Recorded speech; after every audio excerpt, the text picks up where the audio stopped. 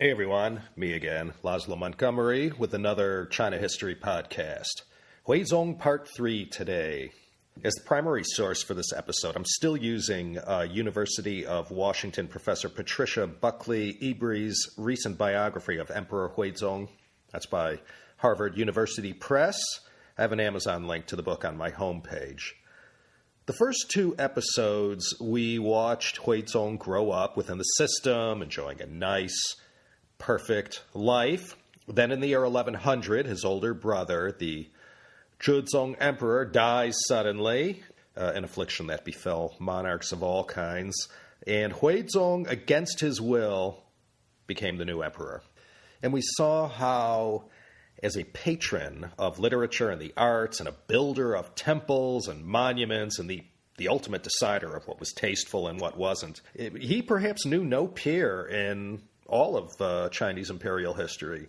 He didn't want to ascend the throne when Empress Shang told him he had to, but he got used to it, and once he settled in, Huizong embraced being the emperor and all that it meant. As a literatus and an artist, Huizong believed his achievements gave him the right to assume he was the wisest of them all when it came to matters of literature, design, and the fine arts. The same went with imperial culture and palace rituals. Huizong loved to get in the middle of this too, surrounding himself with the greatest talent of the day, no matter painter or craftsman. Huizong did this with a passion. He attracted the best, and he surrounded himself with all this talent all the time and made himself the center of it all. And to show you, he didn't just sit around all day cavorting with artists and poets. Huizong, by 1116, had managed to sire and accumulate 50 children already. And he'd still have another 15 more to go. Within just his first 2 years on the throne, Huizong's 5 consorts had given birth to 5 girls and 2 boys, including the crown prince, who we'll get to towards the end of this episode. This made Huizong the champ. He was the undisputed champ. His closest rival, as far as number of children went, was the Xuanzong emperor from the Tang dynasty. He had 60. Third was Ming Taizu, a.k.a. the Hongwu emperor, Zhu Yuanzhang. He had 42. Even Kangxi and his grandson Qianlong, with their 6-decade reigns, only had 35 and 27, respectively. By the 17th year of his reign, Huizong was already a grandfather.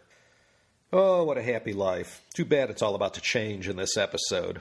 I thought, before I put down my quill, let's skim the surfaces of Patricia Ebree's book and look at some of the things that went down in the palace. There was the Zhao imperial family, all of Huizong's 20 consorts and 123 other palace women, the eunuchs, the grand counselors, the Buddhists and Taoists, and all the many scholars and others who, for one reason or another, had access to Huizong. Let's look at that.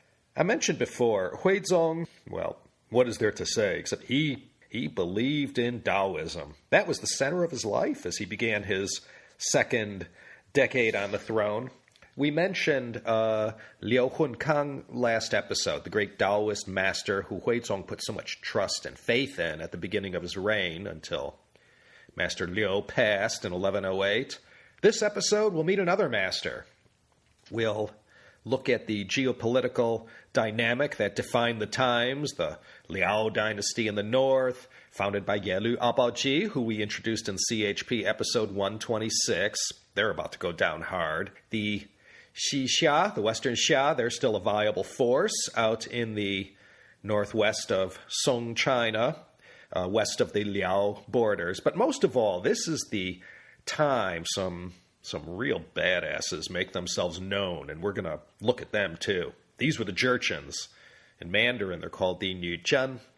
As we begin our story this time, the Jurchens are still subjects of the Khitan Liao.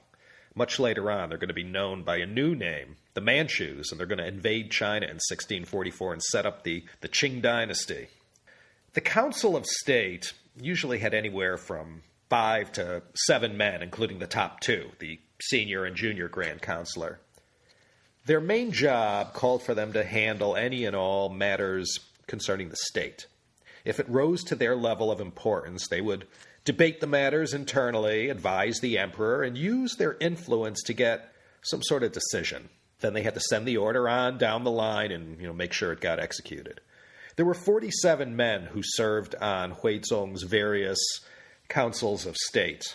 From previous episodes, we remember Huizong went with the same slate of counselors that his deceased brother Zhizong had.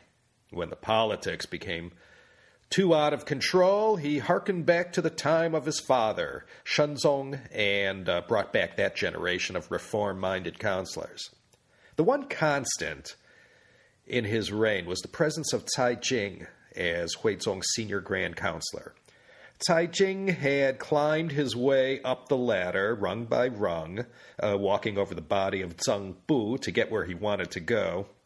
There were 3 big political shakeups in Huizong's reign, and all came about during times when Huizong was influenced by others to get rid of Jing. By 1120, Jing was way past his sell-by date, and he insisted to retire, but Huizong wanted him on the team, even though he was old, feeble, and despised by his enemies at court. He was quite a polarizing figure who could count enemies in both the reformer and conservative factions. But Huizong's reign was one in which the reformers had the equivalent of a supermajority, so the laws that were passed were rather constant. This is how Huizong viewed Jing. I quote, "Think of Shenzong, when first devoting himself to seeking good government, advanced Wang Anshi, making him grand counselor, and with him devised ways to achieve good order, brilliantly forming the institutions for a king. Wang's great accomplishments extended everywhere in the realm, and he was treated in an unprecedentedly magnanimous way. When I began to rely on my good assistant to reinstate my predecessor's plans, I employed the right man. Therefore, I have not dared treat my trusted assistant in a way inferior how Shenzong treated Wang Anshi. Consequently, for 20 years, the world has been at peace, and not one man or animal has failed to benefit. Even children and servants know that Jing is the grand counselor who brought this great peace." Now, Jing wasn't the only one. There were a few dozen others who came and went and also advised Huizong. He was a decent boss to work for. If a counselor gained the emperor's trust, he was often given a free hand to get the job done and didn't have the emperor always poking his nose around like he did with all the monument building and literary-related matters. Poetry, painting, and calligraphy, those 3 things provided an additional bond between Huizong and Jing. And Jing was very lauded in his day for his abilities with not only a paintbrush, but a calligraphy brush as well. There are several Huizong paintings hanging in Beijing and Taipei where the emperor asked Jing to embellish them by adding some of his calligraphy to the painting. And as a poet, Jing could hold his own no matter who was in the room. So Jing was the central character in the world of Huizong for most of his reign.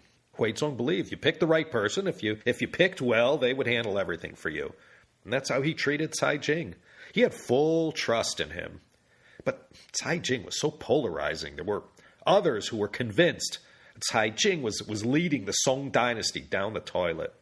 Even though Huizong succumbed to political pressure and got rid of him a few times, he always brought Jing back. In retrospect, though, one of the main criticisms historians have of the Huizong emperor was that for political and state matters, he preferred to leave that up to his chief ministers and play a backseat role. His enjoyment and pleasure came from matters concerning poetry, calligraphy, painting, architecture, Taoism, and other leisurely pursuits. I haven't covered the history of the eunuchs as a topic yet. Some dynasties, they were particularly powerful and devious. The late Han and late Tang in their final years of decay were 2 of the more famous periods when the combined influence of the palace eunuchs was strongest. At the court of Huizong, there were 2 of particular note. One was Tong Guan, and the other was Liang Shicheng. Tong Guan is one of the co-stars of this period in Huizong's life. He was a eunuch general who had captured Huizong's attention due to his early, important military victories. He later on became one of Huizong's most trusted intimates, advising not only on the military, but state policy as well. He was very charismatic and knew how to lead men in battle. Liang Shang was another major insider at the court of Huizong. He was a behind-the-scenes administrator extraordinaire and had risen up the ranks from the bottom because of the power and influence of Tong Guan and Liang Shang, as well as their constant access to Huizong. They were both magnets for resentment and ill will. When everything starts to fall to pieces later on, you could bet these two eunuchs and their faction will get plenty of blame heaped on them. Around 1113, 1114, Huizong slowly began to draw some palace eunuchs into his confidence and to advise him. He even trusted them to write imperial brush edicts using his distinctive slender gold calligraphy style. Later on, even the grand counselors are going to have to go through Liang Shang to get to Huizong. That's how tight the hold was to the innermost core of central power. And another thing about eunuchs, if history had proved one thing by the 12th century, it was that once these eunuchs infiltrated the innermost workings of the government, it was next to impossible to get rid of them. They were like flypaper and made themselves, indispensable for certain things. As the years passed, Huizong's passion for Taoism increased profoundly. As I mentioned, Huizong was always a believer in Taoism. In 1111, he recovered from a very serious and life-threatening illness through, he believed, the involvement of a Taoist master who got credit for Huizong's miraculous recovery. After that, Huizong had a few dreams and visions and became convinced that Taoism was the way. There were several masters after Liu Hunkang who exercised great influence over Huizong. There was Wang Laozhi, Wang Zixi, and most of all, Ling Soo. With Ling Soo's divine Empyrean brand of Taoism that incorporated Huizong into its version of a pantheon, Huizong found something that he could enthusiastically get behind, and much to the chagrin of everyone around him. Huizong was giving everyone the hard sell about accepting Taoism to the degree he was. By 1116, Huizong was practically a walking, talking advertisement for Ling Soo's divine Imperium Taoism. In 1114, Huizong got things going with the project to put together a new standard Taoist canon of works.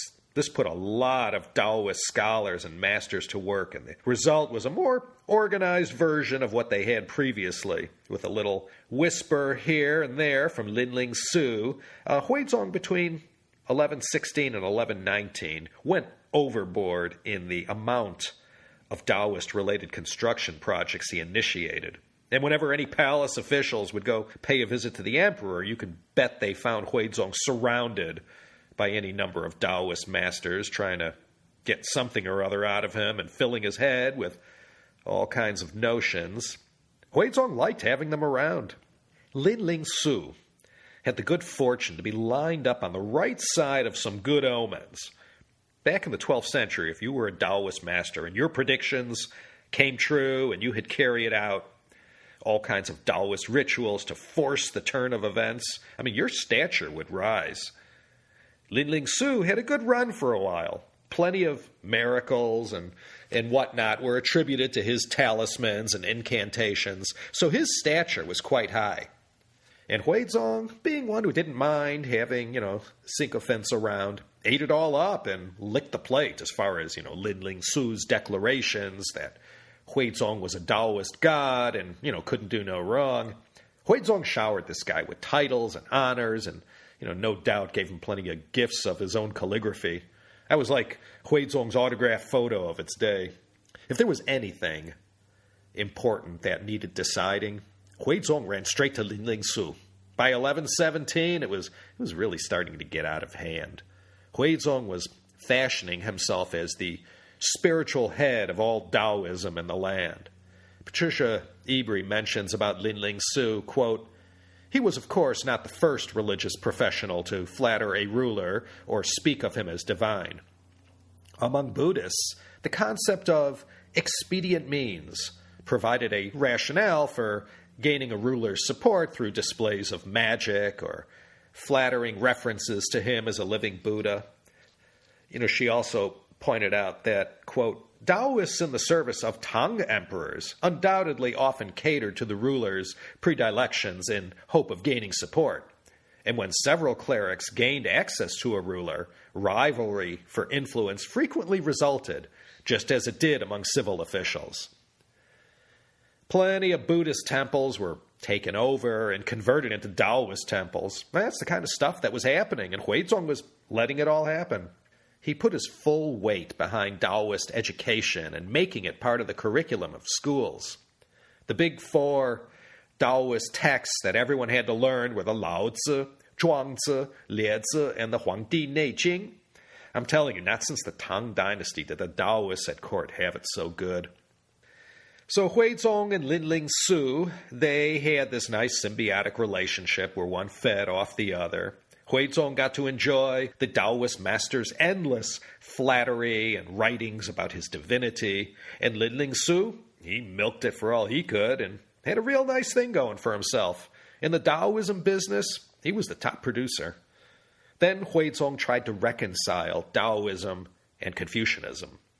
Both couldn't stand each other, and they were bitter rivals at court. The Confucianists looked at these Taoist masters like they were, total kooks, total frauds. But that didn't mean Huizong didn't at least try to show through all kinds of fancy explanations and sleight of hand that these two rival philosophies actually had a common origin. Huizong said, quote, "The Tao is everywhere. It is in the Confucian scholars' administering of the state. It is in the literatis cultivating of themselves. Before there was differentiation, the separate paths all return to the early sages, and later sages fit together well. Since the Han, they have split and become different, and the learning of the Yellow Emperor and Lao Tzu is no longer one with the learning of Yao, Shun, the Duke of Zhou, and Confucius." Around 1118, the Taoists were feeling rather secure in their position. Ling Soo and his divine Empyrean sect of Taoism had a hammerlock on Huizong as far as royal support went. They started to take the opportunity to whisper in Huizong's ear about these cunning Buddhists and how it was about time somebody dealt with them. And it didn't stop there. Ling Soo would even enlist the emperor's support to go after some of his rival Taoist masters.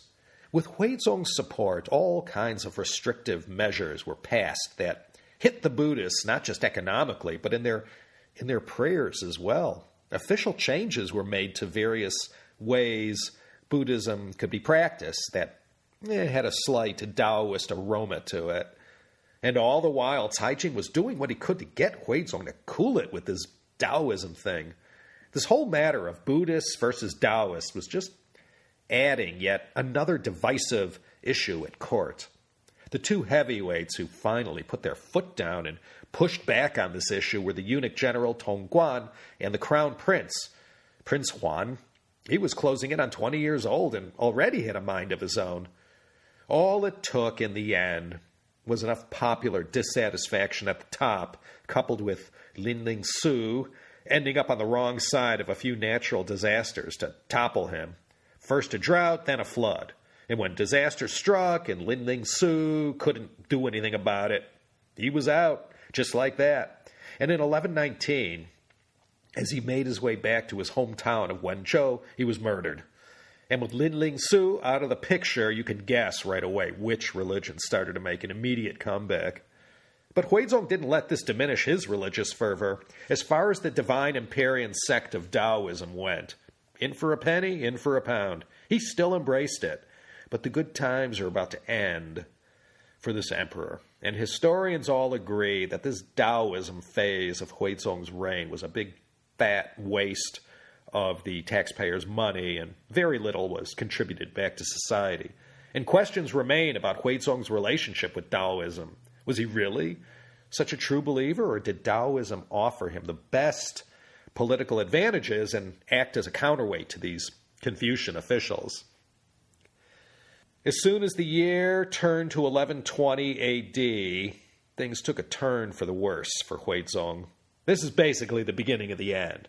You'd think with such happy times for the Song dynasty, all this economic wealth, Kaifeng being the greatest city in its day, all the trade and industry, Huizong and his court of merry men, all the finest artists, literati, Taoists, and all kinds of other hangers-on, and his 6 children, you can bet the Huizong emperor was really enjoying himself. He must have felt that it sure was great to be the king. And how happy for Huizong to be at the center, the cleverest poet, best painter, his fame as a calligrapher, and his slender gold style. He fancied himself quite the Taoist writer as well, and the best mouthpiece for the wisdom contained in the divine and Parian texts. Oh, what a great life he had. But 1120, all over. From now on, Huizong and the whole northern Song dynasty will be fighting for their lives. And when the end comes, oh man, it's really going to be bad. Let's go back to CHP 126, Ye Liu Abaoji. He founded the Khitan Liao dynasty. He reigned from 907 to 926. The Liao dynasty had a great run, but there was a new badass in town who by 1100 was really giving them a lot of pressure. By the time the Liao Tianzuo emperor began his reign in 1101, everyone knew they weren't long for this world. Here was the problem as far as the whole Song dynasty top leadership went. In January 1005, after the Zhenzong emperor took a major drubbing from the Khitans when he tried to recover some lost China territory, they were forced into signing this treaty. This was the Treaty of Chanyuan, the Chanyuan Zhimeng.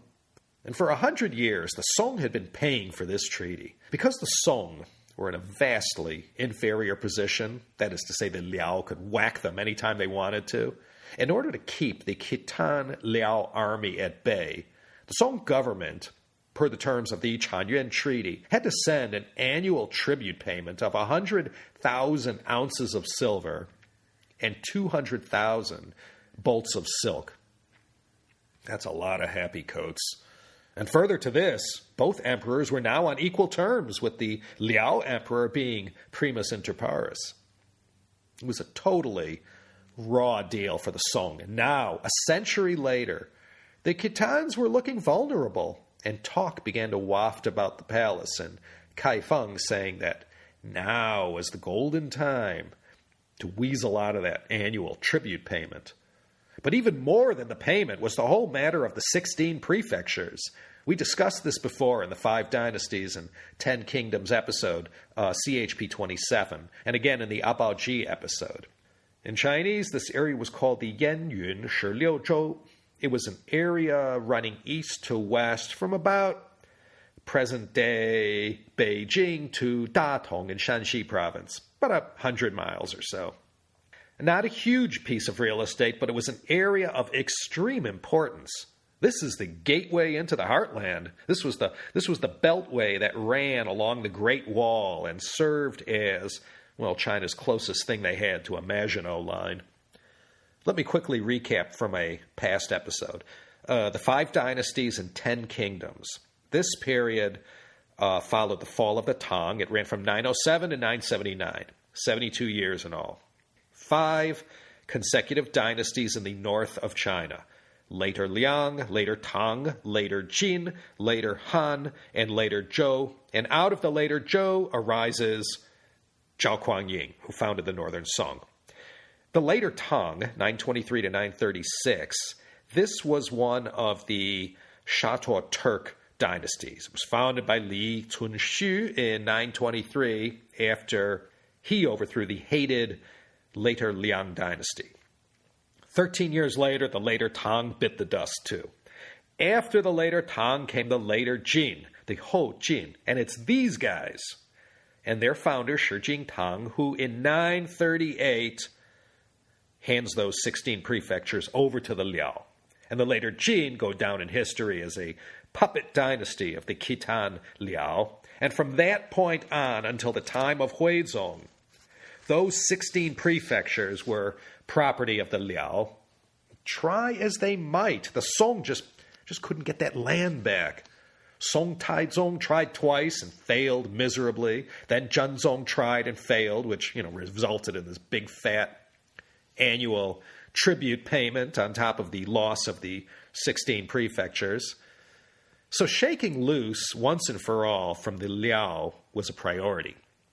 And now, with the change in the dynamic up in the northeast of China, there was an opening. And the Song dynasty had more headaches than just the Liao. To the west was the Western Shah dynasty. We discussed them too. They were Tangut people who had moved to these lands around Shanxi and Gansu during the Tang dynasty. They too had been able to extract an annual payment from the Song of 130,000 bolts of silk, 50,000 ounces of silver, and 20,000 caddies of tea. A caddy it's a little over a pound. This all wasn't as bad as it sounded.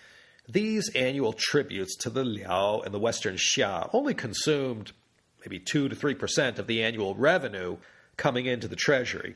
And the truth is, all the silver that ended up going to these guys ultimately found its way back to China because, well, there wasn't much in the way of things to buy in those parts. So the silver came back to China in the form of purchases of Chinese goods. By 1099, under the Zhezong emperor, the one immediately preceding Huizong, the Western Shah were pacified. With his eunuch general Tong Guan, Huizong spent no small amount of money and effort to settle things in the West. The Western Shah weren't a pushover and, rose up against the Song invading armies. Things quieted down and the fighting was quelled, but the Song weren't able to recover these former Chinese lands to the west. These military expeditions against the Western Shah and the Qingtang Tibetans as well, located in and around Xining and Qinghai province, might have ended well for the Song army, but by the time it was all over and they declared victory and went home, the Song army was exhausted. Not every scholar agrees that this was a great military victory for Huizong. Having all these bad guys to the west and north stretched the limits of the Song treasury, with military expenditures running at about 75% of state revenue. It was early on, around 1115, that word first got to Huizong that the Liao were starting to soften up. He heard this from a Khitan defector named Zhao Liangsi. And it was from Zhao Liangsi that Huizong first heard about how the Jurchens had been very aggressive in their lands east of the Khitan and were starting to push the Liao around. The Liao rulers were at this grave time having their own internal political squabbles that made their situation even worse. So Zhao Liangsi was the one who sort of got the ball rolling as far as the notion of the Song army helping the Jurchens out in their attempt to put an end to the Khitans of the Liao dynasty. The Abaoji of the Jurchens, the leader who arose to lead them to greatness in the region, was called Aguda. Wanyan Aguda.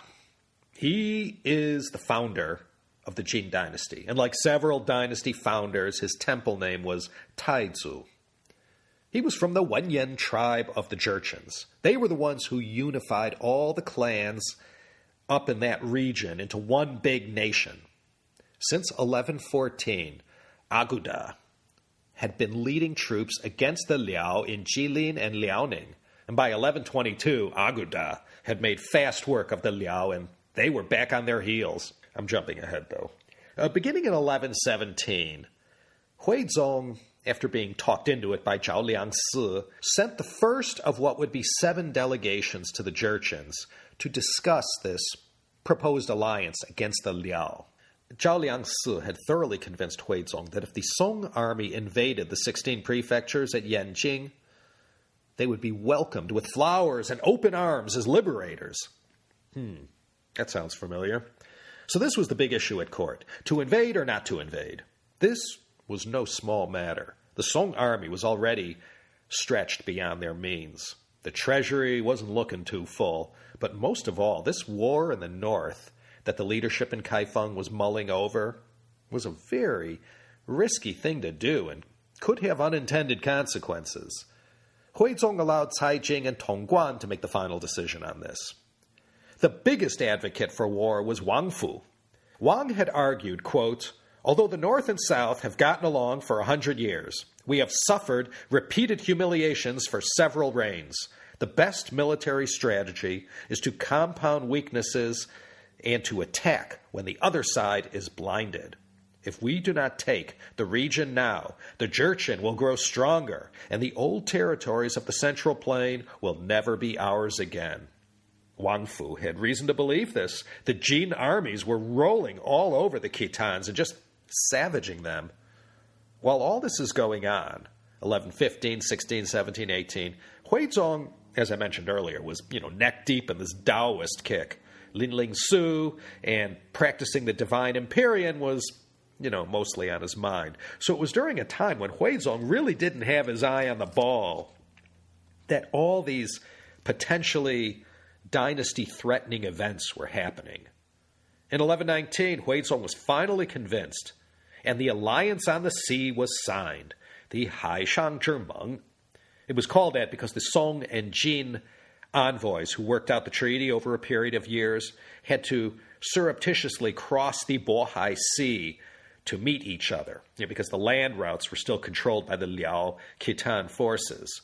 The Song were all hot to sign this deal because it involved getting the 16 prefectures back. That was what they wanted. If they joined together with the Jin armies to drive the Liao out of town. Part of the deal was that this territory given away to the Liao by Shi Jingtang in 938 would return to China. Wang Fu and Tong Guan were the strongest advocates for attacking the Liao. After all, the way things were going up there, if now wasn't the perfect time to get those important lands back, when was? Pushing back against Wang Fu and Tong Guan was Jing. He went on record against any alliance with the Jin against the Khitans. He smelled nothing but trouble. And in the end, he was right. In 1120, Huizong sent Zhao Liangsi, the Liao turncoat, now in the employ of the Song, to go see Aguda and talk things over. In those days, a simple mission like that was like a 6-month business trip. When the two finally meet and Aguda explains to them the way it's going to be from now on, or else, Zhao Liangsi realizes only too late that these Jurchens aren't going to turn out to be the best allies to have living next door. He starts to get the feeling that the Jurchens are going to be a lot worse than the Khitan Liao, and man, did he ever get that one right. Aguda told Zhao Liangsi straight out, "Whatever tribute you gave to the Liao, now you give it to us." Okay, so much for that cost savings that the treasury was counting on. And Aguda, he was one tough guy and a tough negotiator. He didn't use any foreign minister or envoy. He negotiated by himself, face to face, and he was one intimidating guy. Aside from the tribute that Aguda was demanding, now he was reneging on his promises about the 16 prefectures too. Before, they were going to get everything. Now that had been whittled down to some of them. Nonetheless, by 1120, per the agreement made by Aguda, Huizong pulls the trigger, and the go-ahead is given to carry out their end of the agreement and take the city of Yenjing in Yan Prefecture. That was the main mission for the Song army. But Huizong's luck had run out. Domestic trouble was brewing down in Zhejiang and spreading around the region there to Jiangsu, Anhui, and Jiangxi. Thanks to corruption, heavy taxation, and a growing resentment that so much treasure was annually being given away to foreigners, a rebellion broke out led by a gent named Fang La. As rebellions went, this one wasn't very long-lasting. It was put down in a year, but it meant having to delay the taking of Yenjing, and it was one more campaign to wear down the already stretched Song army. Huizong, of course, sent Tong Guan to go deal with this mess. Huizong had given Tong Guan full authority to write brush edicts in Huizong's name. His task was to head south and deal with this Fang La rebellion, take back all the cities and towns that had fallen, including most notably Hangzhou. By May 1121, Fang La and his family had been captured, and the worst was over. The timing to have to deal with this rebellion was terrible. It meant having to delay the taking of Yenjing by a year. And you can imagine what Aguda was thinking, because he didn't think too much of the Chinese. He was already sensing something about their viability as an empire. But he was still giving them the benefit of the doubt. As Huizong's armies were bogged down dealing with Fang La, Aguda's Jin armies were just rolling over the Khitans, and one by one they were picking off the 16 prefectures themselves without any need for Song army involvement. This naturally emboldened Aguda, who must have been thinking, gee, these guys are taking forever to mobilize, and now, who needs them? The Song hopes had originally been pinned on getting these 16 prefectures back, finally. Then their hopes had been dwindled down to getting as many as possible back. Now, after looking totally useless in front of Aguda, and after delaying their end of the deal for a year, Aguda had changed his mind about everything. Now he was saying the Song could take Yenjing only, and he added a caveat that they could only have Yenjing if they invaded and made a difference in the taking of the city. Remember, early 12th century, Yenjing is, in and around where, Beijing is today. Throughout 1120 and into 1121, Aguda was really turning the thumbscrews on Huizong and trying to force a result. But with the Fang La rebellion not quite over yet, and Tong Guan tied down in the south, all the Song leadership could do was stall and, say they were coming, not just yet. Not till April 1122 were the Song able to mobilize their 100,000 strong army, led by trusty and dependable Tong Guan. They started marching north towards Yenjing. 2 offensives were launched against the Khitan holdouts in the city. The first attempt failed, and the second one went even worse. Prior to attacking, Tong Guan had reached out to his Jurchen counterparts and requested they combine together to help defeat the Liao. Aguda was thinking, why in the heck do I have to help these guys out? I gave them one single thing to do, and now they can't even do that. Who needs these guys? Well, the taking of Yenjing by the Song army didn't go well. In fact, it was a good old-fashioned debacle. And when Aguda got wind of this, it changed his mind about his new Song allies. Even the residents of Yenjing sided with the Jin. So much for welcoming the Song with open arms. Well, by now, Aguda felt there was no longer any need to be civil to these guys. He still offered the Song the city of Yenjing plus 6 other prefectures. And the kicker was, only the Han populace of those prefectures would be subject to the Song emperor. Everyone else, any non-Han, were subjects to the Jin. Well, how are you going to do that? And it didn't end there. All of a sudden, the amount of tribute demanded was increased. Huizong didn't have any bargaining chips, and with the specter of a possible Jin invasion looming over his head in 1123, Huizong did what he had to do and gave in on the demands. He got Yenjing all right, and some of the prefectures, but at a very high price. 200,000 ounces of silver, 300,000 bolts of silk, and 1 million strings of cash that would be paid in the form of a one-time land tax levied on the inhabitants of newly reacquired Yenjing. This was about 20% of the entire revenue that could be had from Yenjing, so all things considered, this was a raw deal to the max. Nonetheless, Huizong felt that, being the emperor who recovered at least a portion of the 16 prefectures was, something to celebrate. But actually, it wasn't much to celebrate. When Tong Guan and the Song army entered Yenjing, all they got was a husk of a city. The Jin had already been there for 6 months and had completely trashed the place and looted it for anything of value. 1123, this was a low point, but it was going to get a lot worse.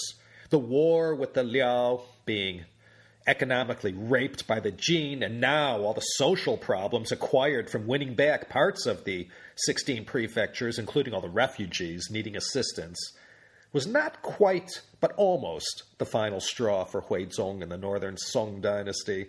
Had it not been for Huizong's period of building all these monuments, all the other construction he commissioned, all the money spent on promoting Taoism, if not for such wasteful spending, I suppose it might not have been as bad as it was.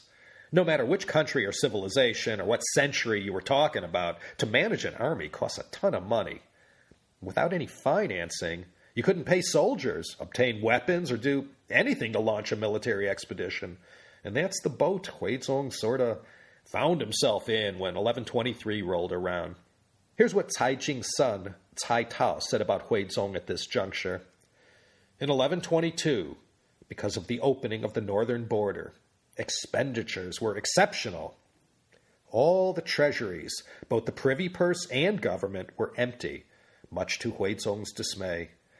At the time, Wang Fu was worried by the losses, so he took the advice of an old clerk to institute a service exemption fee throughout the country. The service that one was being exempt from was the military service in yen, which everyone should have contributed to, but they were now being allowed to give money instead. But this fee only raised about 62 million strings of cash, and by the spring of 1125, most of this had been burned through.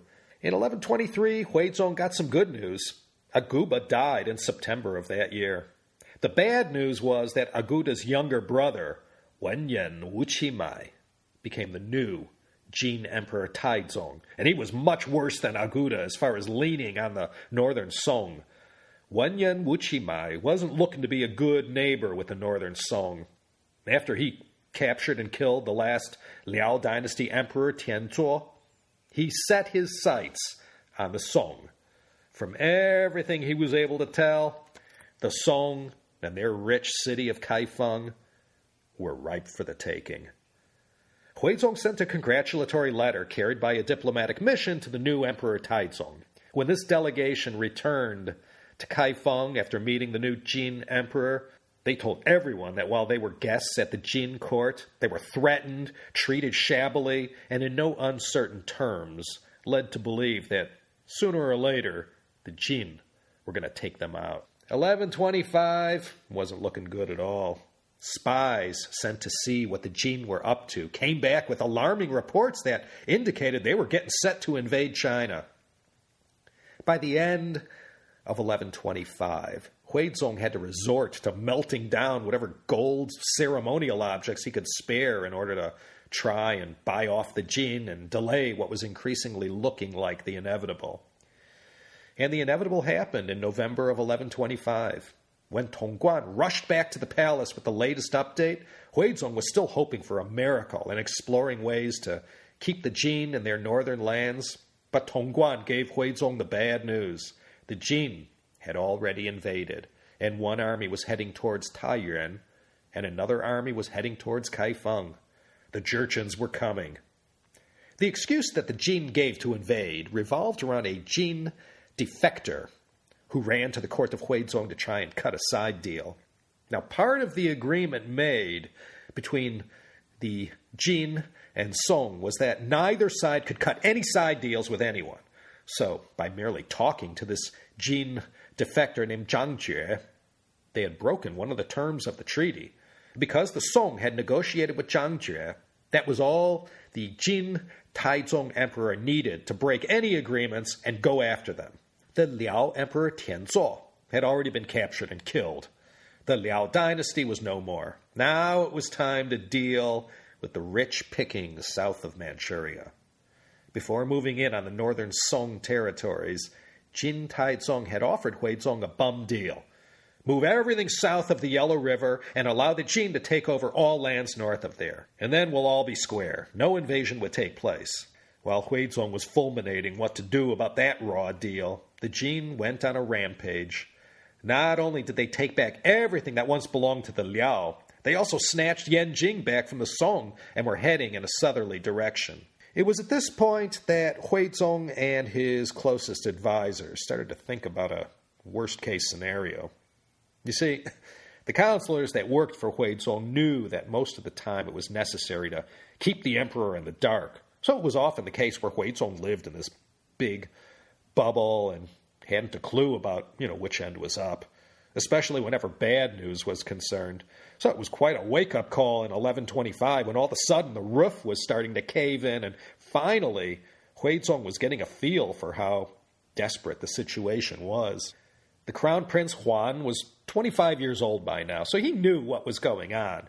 And when it was suggested that Huizong escape to the south and begin setting up a government in exile, Prince Huan didn't go for that at all. You mean Huizong abdicates and flees south, and Prince Huan becomes the new emperor right when the Jurchens are about to sack Kaifeng?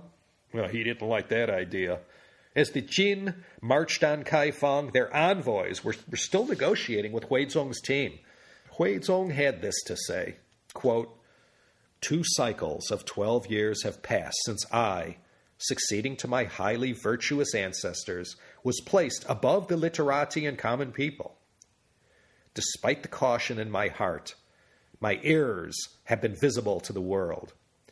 Mediocre myself, I inherited a flourishing dynasty, but the avenues for criticism were blocked so that on a day-to-day basis I heard only sycophants. Favorites gained power, and the greedy could do as they pleased. Wise and able scholars were caught in the proscription on factions, and for years have not been able to influence political affairs. Taxes and impositions have exhausted the people's resources. Military and labor service have worn out the army and levies. Many of the projects undertaken proved of no benefit. Extravagance became the fashion, depleting the sources of wealth. Yet profit-seekers still keep making demands. Even though the clothing and rations for the army have not yet been secured, those with more than enough to eat still enjoy the benefits of their wealth and rank.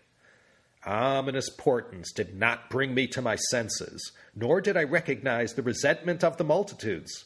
The fault is all mine, but my regrets are too late." Well, he got that right. There weren't any options available to the northern Song government than to cut and run. Huizong attempted gallantly to rally the forces and be open to almost any kind of idea, but it was too late. The barbarians were almost at the gate. After everyone took stock of the situation, it was decided Huizong should abdicate and get out of town ASAP. And so Huizong wrote out the instructions of what needed to be taken care of when he departed. And Huizong was unaware of just how dire his predicament was. While he handled it with urgency, he just didn't know how urgent it really was. He should have already hit the road days or weeks before. Why he waited till Christmas Day, 1125, to formally abdicate? Well, I'm sure he wondered that too later on. And that was that. He reigned from February 1100 to January 1125. In these 3 episodes, with the help of Patricia Ebree's book on Emperor Huizong, we've taken a closer look than usual at any individual emperor. When Huizong took over for his brother, the Zhezong Emperor in 1100, although China wasn't whole, and they had the Khitan Liao and the Western Shah to deal with, times were good for the Middle Kingdom. People walking around China's largest cities surely thought, never in Chinese history did the Laobaixing have it so good. We saw how Huizong demonstrated a much greater interest in the arts than he did for governing. He didn't neglect his duties, but historians agree he could have paid more attention. Had Huizong taken the benefit of the world's biggest economy to build up the nation, the military, and save for a rainy day, the tide of history might have been influenced. But once Huizong got a hold of that imperial credit card, he went on a spending binge. And now, in 1125, all the chickens had come home to roost. But Huizong doesn't die until 1135, so he's got another 10 years to live yet, and therefore his story isn't over yet. We'll pick up next time and look at the excruciating end of Huizong in Part 4. I'm planning another quick China trip for early June. Shanghai, Beijing, Guangzhou. Got to make sure I'm home for the World Cup opener, June 12th, 10 a.m., Claremont Standard Time, between Brazil and Croatia. If you haven't checked out the new and improved CHP website, go check it out. Fully optimized for mobile devices. Thank you, Paul, in Edinburgh, Scotland. Ladies and gentlemen, this is Laszlo Montgomery signing off from a nice, hot, and dry Claremont, California. That's right, the city of trees and PhDs. We have more of the latter per square inch than anywhere else. And that's documented, just like Nuff said. Take care, everyone, and it's my greatest hope in the world that you'll join me next time for another exciting episode of the China History Podcast.